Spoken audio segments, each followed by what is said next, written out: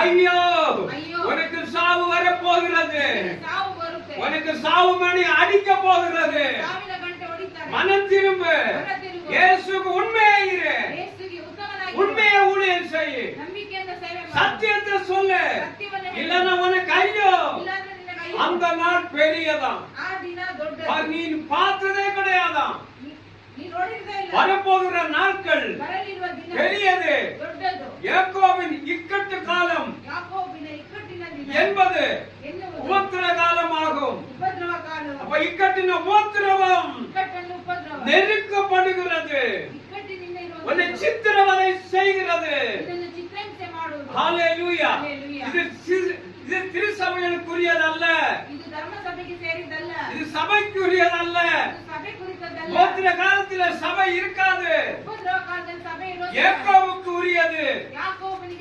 ஏன்